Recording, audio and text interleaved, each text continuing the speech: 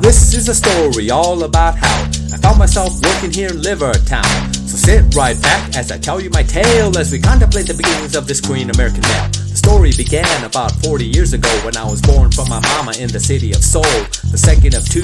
I had an older brother, a real brother dad, not from another mother. My parents decided when I was just 3 it was time to try our luck in the land of the free. My father had an interest that really drove his passion in a certain field, a non-traditional profession. He spent a year in England, which helped him realize Korea had its limits. It opened his eyes. He knew that America is where we had to be to develop his craft, industrial hygiene. Industrial hygiene. I to the N, D to the U, and S to the trio, hygiene. Now you might ask, well, what the heck is that? Industrial what? Come again, what was that? Some kind of thing you do to keep your teeth clean? Sounds kind of funky if you know what I mean. Well, let me tell you now since I have your attention. Anticipation, recognition, and evaluation, and control of health hazards in the workplace. Whoop, there it is. There's your definition. Well, back to my story. So we got on a plane. We sure be traveling by boat or by train. We stayed with a friend while my dad started looking, making phone calls while my mom did the cooking. He finally got a job at a company called Clinton, Detroit, Michigan, 200 miles north of Dayton. And thus began our American dream at a time when all I cared about was heck ice cream. I grew up in a suburb, it was 1980, a couple of miles from, Slim Shady. But unlike Eminem, I wasn't making rap beats. Instead, I played baseball with the kids on the street. I had a good childhood, all through 5th grade. I did well at school, I even got straight A's. My future was clear, either medicine or law, like every other Asian that I ever knew or saw. But suddenly one day, my dad had some news, a great opportunity he couldn't afford to lose. An offer to teach at the great SNU, the Harvard of Korea. I mean, what am I gonna do?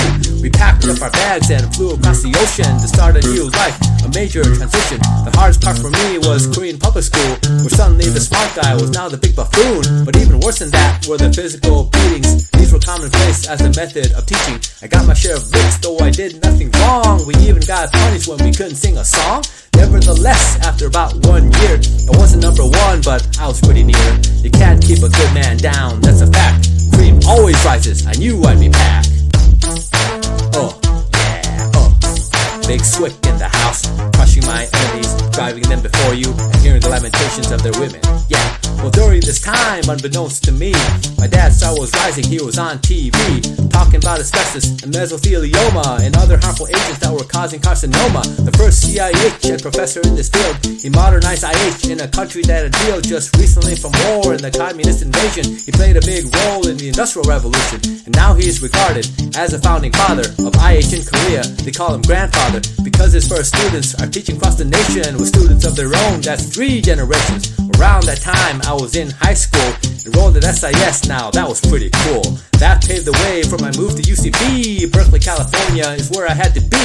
The Golden Bears were rockin'. We had Jason Kidd, future Hall of Famer. He blew off the lid of our basketball program. The man was a star, and everyone knew his career would go far. As for me, I was pre-med, but I had my doubts. My grades were kinda average, nothing to write home about. I volunteered in Oakland at a hospital for kids to see if I'd enjoy the caring for people biz, but it wasn't long before I knew it wasn't me. A workplace full of patients was the last place I wanted to be, so I gave up my goal of being an MD. Instead, asked my father, what about industrial hygiene? Industrial hygiene. Into the D, us to the T, and real to the hygiene.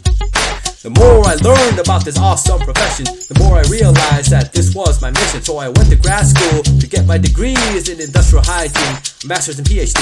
And that's how I eventually found myself here at a place where more than anything our mission is clear: to keep all our weapons both safe and secure, and the confidence to know we have nothing to fear. Industrial hygiene. Into the us, B to the O, and high to the D-I-E. Industrial hygiene, also known across the world as occupational hygiene.